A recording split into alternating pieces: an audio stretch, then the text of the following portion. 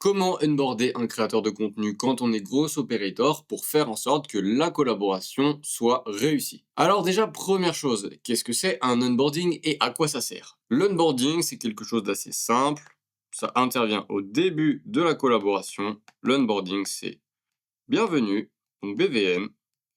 Voilà comment on va faire. Donc voilà les étapes, les steps. Voilà quelques ressources pour commencer efficacement. Et c'est tout. Donc en fait, c'est bon, t'as signé avec moi, voilà les premiers éléments qui vont te rassurer dans ce début de collaboration, voilà pourquoi tu peux me faire confiance, voilà ce qu'on va faire, etc. Et en fait, c'est déjà un début de roadmap. Donc en gros, comment, enfin plutôt, quoi faire, comment. On peut aussi répondre à la question pourquoi et quand. Et donc là, en fait, c'est des deadlines. Donc on fait l'étape 1 avant le X et ensuite on enchaîne, on enchaîne, on enchaîne et ça donne une vision au créateur de contenu qui se dit bon bah voilà, première semaine il va se passer ça, on va faire comme ça pour qu'il se passe ça et ensuite on va passer à l'étape 2 et on va avancer, etc.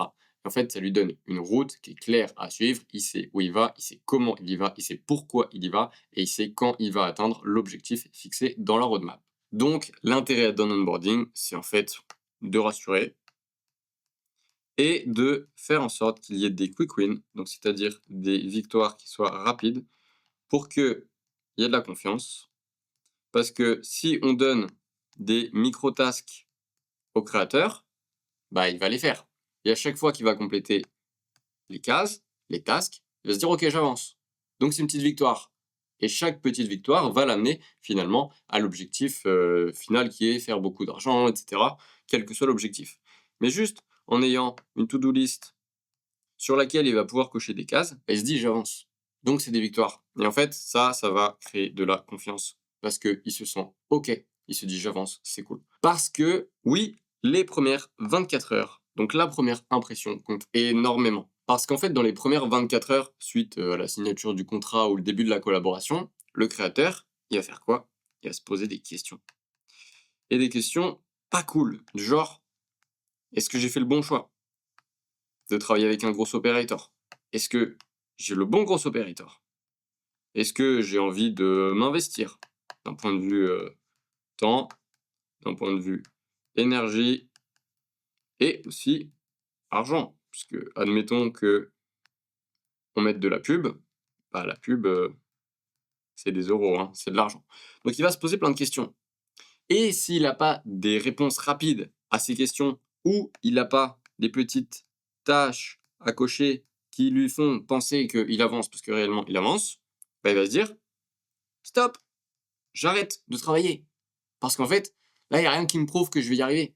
Donc en fait, l'onboarding, ça va permettre de casser toutes ces questions-là, toutes ces objections en disant bon bah voilà, tu vois, on va avancer. Tu as fait le bon choix. Et je te le prouve parce qu'en fait, ça, il va falloir que tu le fasses. Ça, faut le faire. Ça, faut le faire. Et en faisant ça, tu vas avancer. Et si tu avances, on va atteindre l'objectif. Et tout ça, bah, en fait, ça le rassure. Et si ça le rassure, ça va créer de la confiance. Donc, il n'y a aucun intérêt à ne pas faire d'onboarding. Et plus l'onboarding il est propre, s'il est propre, bah, boum, encore plus de confiance. Et plus de confiance, ça veut dire que c'est long terme.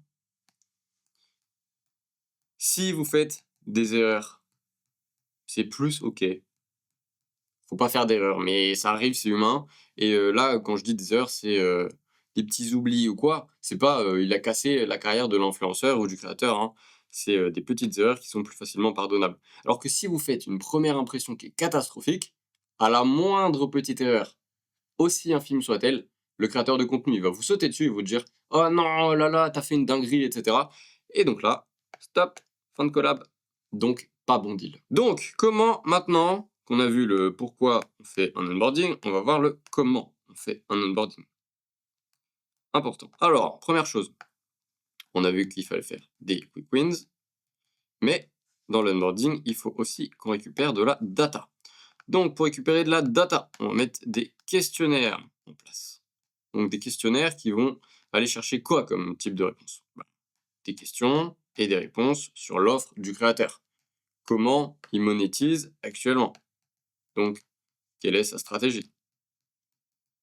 Ensuite, quel est son avatar client? Important de savoir à qui on s'adresse pour proposer la bonne offre et ensuite pour avoir la bonne stratégie de monétisation. Ensuite, on va lui poser des questions sur ses objectifs. Qu'est-ce que tu aurais envie d'atteindre avec moi dans ce partenariat Gross Operating? Important pour aller fixer des deadlines et créer une roadmap. Ensuite, qu'est-ce que tu es prêt à mettre en place? En gros, est-ce que tu es prêt à investir du temps, de l'énergie et peut-être un peu d'argent dans le cas où on ferait de la publicité? Ensuite, on va voir quelles sont tes valeurs. Alors pourquoi je dis ça? Ça, c'est pas vraiment de la data pure et dure du business, mais en fait, c'est est-ce qu'il va y avoir un fit entre vous, vos strates, la vision du créateur, les objectifs qu'il veut atteindre et aussi ce qu'il est prêt à mettre en place. Parce que le truc de je veux faire 1 million avant la fin du mois, ouais, c'est possible.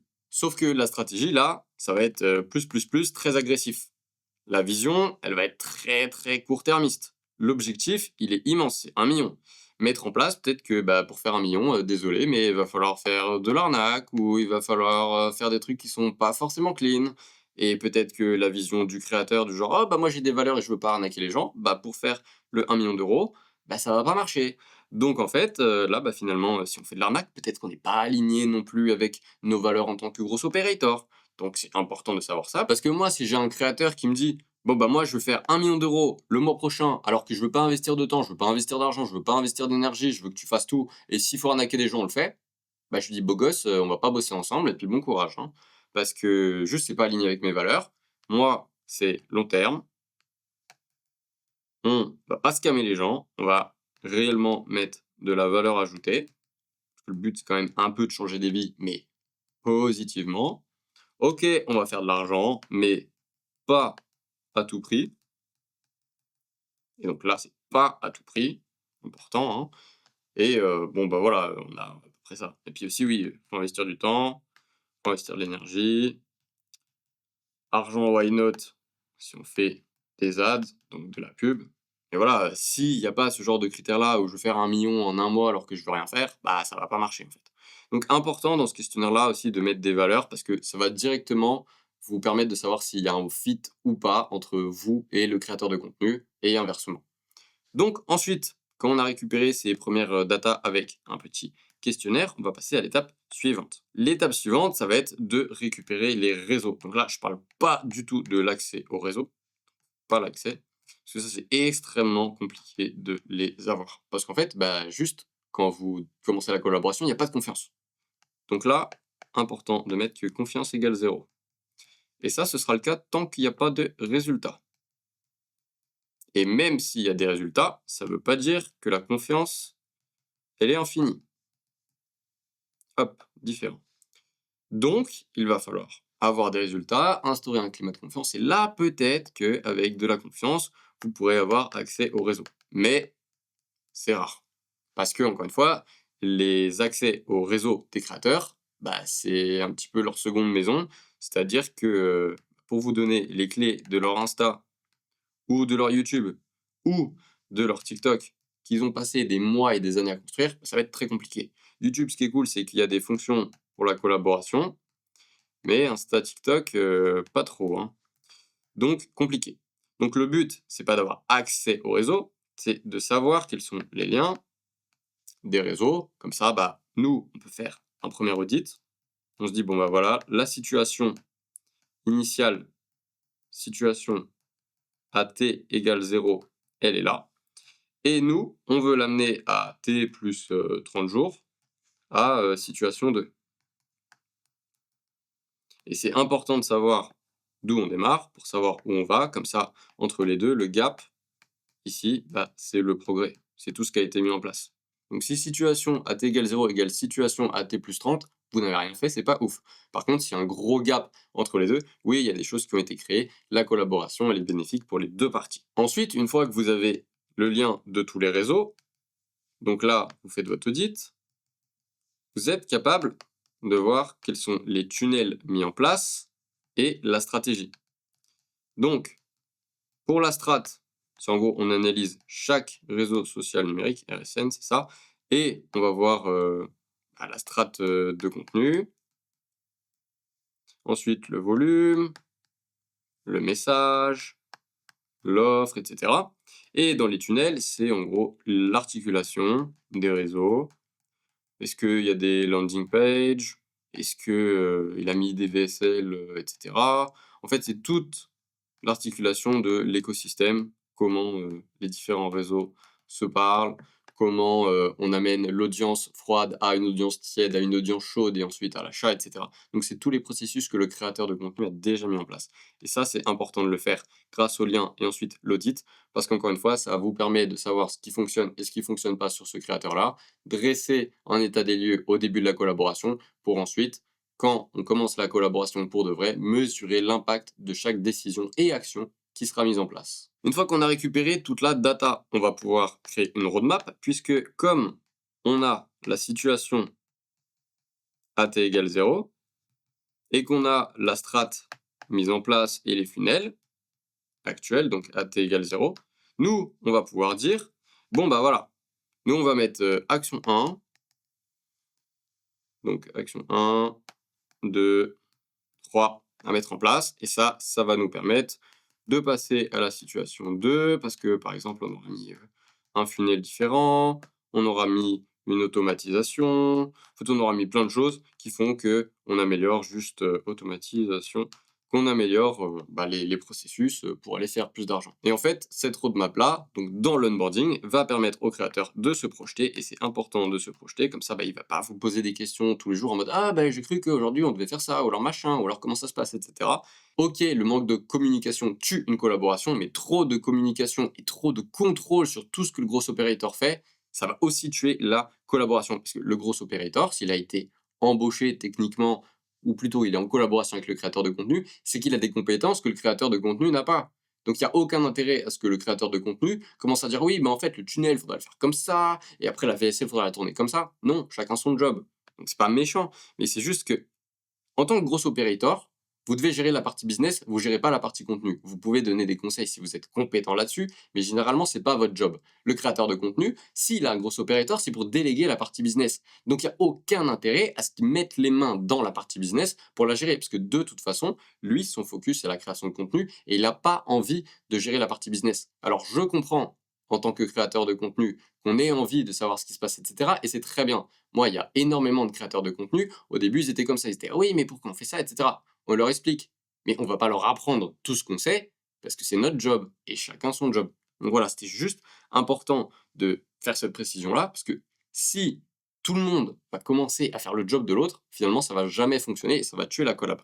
Donc c'est important que le créateur puisse se projeter, mais sans pour autant mettre les mains dedans parce que sinon, ça va être juste insupportable pour les deux parties et ça va péter extrêmement vite. Retour d'expérience. Donc la roadmap, hop, c'est bon. Et roadmap, c'est juste en fait les actions à mettre en place. Et une fois que la roadmap est établie, juste on va mettre en place les actions. C'est-à-dire que là, elles étaient sur papier. Et là, maintenant, c'est réel. C'est-à-dire que si on dit qu'on va faire un tunnel de vente, on va le construire, le tunnel de vente. Et ensuite, on va le publier. Et on regarde les statistiques. Donc en fait, roadmap, c'est juste théorique. Et ensuite, mettre les actions en place, c'est d'un point de vue pratique. Puis, en dernier point, on peut mettre des petits tutos / ressources sur comment va se développer la collaboration et comment ça fonctionne, etc. Donc, comment fonctionne la collaboration. Ensuite, il va pouvoir y avoir des ressources. Donc là, quand je parle de ressources, c'est par exemple, là, si je dis, on va utiliser une stratégie tofu, mofu, bofu, il y a beaucoup de créateurs de contenu qui vont faire et du coup, ils vont dire, c'est quoi la stratégie tofu, mofu, bofu? Donc là, il y a deux solutions. Soit vous faites un call avec le créateur et vous lui expliquez, sauf que si vous avez 100 créateurs à gérer, ça veut dire que c'est 100 heures de call. Soit vous faites une mini-formation qui dit, voilà, la stratégie tofu, mofu, bofu, c'est ça. Il faut la mettre en place comme ça. Et je t'explique comment la mettre en place. Là, en fait, vous avez record 1 heure de format, vous la distribuez à 100 personnes, donc ça vous coûte toujours qu'1 heure, donc vous avez gagné 99 heures. Pas négligeable. Et ensuite, à la limite, s'il y en a qui ont des questions, ouais, là, vous pouvez faire un call de 10 minutes avec chaque personne. Sauf que là, on n'est pas sur 100 heures. Donc, c'est bénéfique de mettre en place des petites formations comme ça, des ressources, sur les choses que doivent créer les créateurs de contenu, parce qu'en plus, ils se sentent guidés, ils se disent, OK, le gros opérateur, il a déjà des ressources, donc il sait ce qu'il fait, il a déjà eu des clients, donc je suis pas le premier, c'est safe pour moi, j'ai confiance en lui, on va pouvoir avancer dans de bons termes. Et donc, l'ensemble de ces actions-là, qui sont en numéro 1, on en a fait du chemin. L'onboarding, à quoi ça sert? Rassurer, projeter dans la collaboration. Important que les premières 24 heures soient vraiment bien verrouillées et surtout claires, limpides pour que le créateur, encore une fois, puisse se projeter et une bonne impression dans les 24 heures. Parce que s'il n'a pas de bonne impression, en fait, il quitte la collab. C'est aussi simple que ça. Ensuite, qu'est-ce qu'on va mettre en place? Des quick wins et de la récupération de data. Donc, faire en sorte qu'on donne des actions au créateur de contenu pour qu'il les fasse et il avance et que ça le rassure, puisque il voit qu'il est en train d'avancer. Et ensuite, on met des questionnaires en place pour récupérer de la data importante. Ensuite, les réseaux. Là, encore une fois, on ne récupère pas l'accès au réseau, parce que les créateurs de contenu vous donneront jamais l'accès à leur réseau en moins de 24 heures, ça c'est impossible. Mais on récupère les liens pour ensuite faire un audit. Ensuite, avec ces liens-là, comme on a fait l'audit, on récupère les tunnels et la stratégie actuelle, ce qui nous permet de créer une roadmap. La roadmap, ça permet aux créateurs de se projeter et de se dire, bon, voilà, il va se passer ça à telle date, et du coup, ça va me permettre d'avancer sur ça par rapport à l'objectif. Donc la roadmap, ça, c'était juste théorique, mais maintenant, il faut mettre en place les actions d'un point de vue pratique. Et dernier point, on met des tutoriels et des ressources afin de faciliter la collaboration entre le gros operator et le créateur de contenu. Gros operator, ça lui fait gagner du temps, et créateur de contenu aussi, et en plus, ça lui donne plus de confiance puisqu'il a déjà des ressources qui sont préfaites, donc le gros operator n'est pas un débutant. Et tout ça, ça va vous permettre d'avoir une collaboration saine et sur le long terme, puisque la première impression est nickel. Et donc, si vous voulez en savoir plus sur tout le milieu du gros operating, regardez la vidéo suivante pour voir comment je pourrais vous aider.